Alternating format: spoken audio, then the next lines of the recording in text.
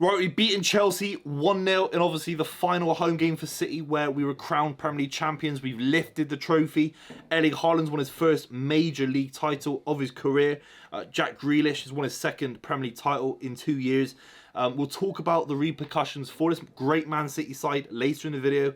Let's just break down the game very, very quickly. And obviously, if you're new to the channel, make sure you subscribe. We'd really, really appreciate it. We'll be covering the Champions League final, the FA Cup final, and of course, a couple of those last minute kind of games that City have got into the back end of the season. And then those transfer news videos, I cannot wait to get them started again. Hopefully, a new left back for City. Let's move into the game. The most dead rubber game you're ever going to get in a Premier League season between Man City and Chelsea. Chelsea fighting for a top half finish, if that. City obviously have the Premier League title secured because of Nottingham Forest's win over Arsenal yesterday. Lots of wholesale changes today for Man City. The likes of Sergio Gomez came in, Calvin Phillips, a rare unicorn of a start in the Premier League for him. We'll talk about all these performances and give them some ratings. Very keen to see what you think, especially those two in particular. Definitely been frozen out. More Sergio Gomez in recent weeks. Even though he started the season very, very strong for Man City, of course. Let's talk about the first half. We dominated the ball. Chelsea looked at 6s and 7s. The lineup they actually put out, we talk about City, sort of the rotation for City. The likes of, the Rico Lewis is starting, Ortega in goal, of course.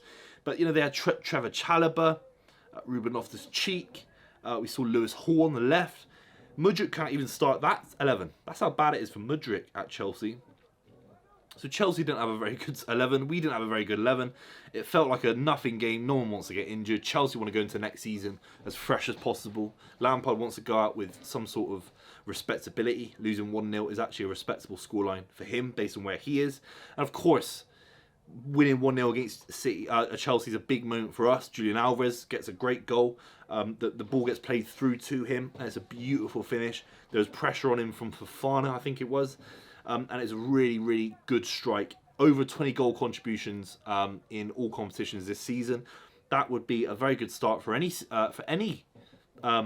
striker coming into the Premier League, even if he was starting, which he's not even doing that in the big games. If Alvarez has started this season as our number one, as there was no Erling Haaland available, he'd have ended up with 35, 40 goal contributions. I'll add assists in there as well. In all competitions. This guy's a future world-class striker. I think he's borderline already. I think he's at least top 15 in the world in his position. He might be in top 10. Haaland's already in there. How many left? Lautaro Martinez, really? Is he better than him? No, not for me. You're talking about Lukaku's of the world, Kane, Lewandowski, Benzema. After that, it gets a bit threadbare. Alvarez is right up there. He's a world-class talent waiting to happen. That finish was absolutely fantastic. A couple of other opportunities, of course. There's a moment where Rico Lewis was in the box. He's kind of flicking balls around the corner. We nearly had two. Riyad Mahrez misses a big chance from that as well. I think he scuffs it near post. And then second half, it just kind of was knock the ball around, get a few players some minutes. Erling Haaland came on, Kevin De Bruyne came on, John Stones. These players obviously given big minutes for fitness going into the FA Cup final, for minutes going into the Champions League final, but not started. We don't need to start them against Brentford or Brighton in our final two games of the season, in a different order to what I've just said. Obviously, Brentford is the final day of the season, this time next week. These players need minutes, though. You can't just say, oh, we'll rest the whole squad. Man City have to keep these players fit and firing. The big one for me, we have to talk about Phil Foden. In the first half, he gets a ball lobbed over to the top of him. His control, and then his control on the left, it swivels around the ball, and then he kind of lobs it over the keeper. So close, so close. It would have been it would have been the goal of the season. It was that good. It reminded me a little bit of Jesus Navas against Jesus. How do you say it? Jesus Navas, anyway, against Lloris for Spurs in the Pellegrini season, where he kind of lobs it first time around. It had a bit of that to it. It kind of bent away from the keeper. But nonetheless, it was a big game for Phil Foden, because I think he will be raring to go to be starting the FA Cup final, to be starting the Champions League final. And there'll be a world where he does start, because I don't think you can play the same 11 against Man United and play them against Inter Milan. Maybe Pep will think about continuity, trying to get rhythms of play going. Again, Brighton and Brentford, they represent weird games because they're going to be they're going to be competitive for City. They're going to be hard games to play against. They'll be up for it. Especially the fans of those clubs want to see their sides perform well. Brighton obviously pushing for European football, which was all but secured today. But then City have to keep players sharp. You can't just rest these players. Haaland, Rodri, Ruben Diaz all have to get minutes. So there'll be a fine line to balance for Pep Guardiola between getting them minutes, not getting them risks to injury, and then getting the side firing, going in. There's no point playing the B side against Brentford, Brighton, losing both games, and then going into the FA Cup final with a lack of confidence. That has to be a thin line towed. I think Guardiola did a very, very good job of doing that today. A 1-0 win against Chelsea in any kind of season is very, very strong.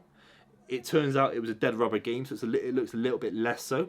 But there's an absolute aura around the football club. If there's a football club I've ever seen, and we'll take my City hat off from it, if there's a football club I've ever seen that could look like winning a treble based on how we can manage our squad, based on the quality of Bernardo Silva going to Riyad Mahrez, Haaland to Alvarez, Rodri, Calvin Phillips had a decent performance today. Did it shine?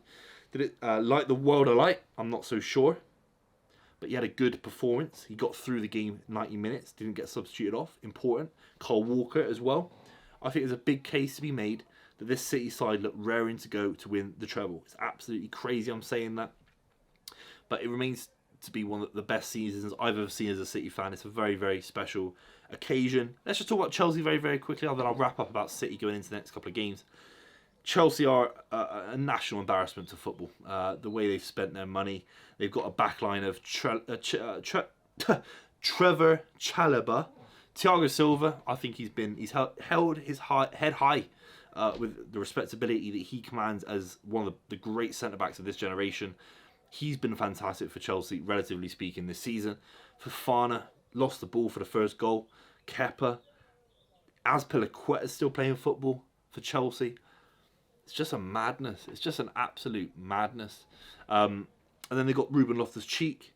Carney Chukwuemeka came in. Good player. Lewis Hall. Koulibaly came on. Conor Gallagher. This is going to be a long old season for Pochettino. It's going to be a long old season. There's a lot of dross in there. There's a lot of young players that need 3, 4, 5 years. Lewis Hall needs a loan. He looks very good today, but raw. Very, very raw. Mudryk came on. How is Mudryk not starting this game? It's incredible. It says a lot about where he is at Chelsea. His progression is so slow. It really is. That's the reality. His progression at Chelsea has been terrible. It's as simple as that. Kai Havertz offered nothing today. Chelsea are a national embarrassment to the Premier League. 600 million quid spent in the last few windows. Embarrassing. Wrap up to City. Got to go to Brighton. Keep it simple. I'll take a 0-0. Just keep it simple. Knock it about. Easy peasy. Going to finish high against Brentford. It'd be nice to get as many points as possible. It's the consistency we've shown in the last few years has been incredible. And then from there, you think about the FA Cup final. Then from there, you think about these games one-off. But the next couple of games will be kind of semi-training matches for City because we've had the luck of winning the league so early. Very keen to see what you think in the comments down below. Obviously, it's not the end of the season, but thanks so much for watching as well throughout the Premier League campaign. And of course, I think it's August the 12th. City might kick off our campaign for the next season. It's never-ending football, but I'm loving it. So thanks very much. I'll see you soon.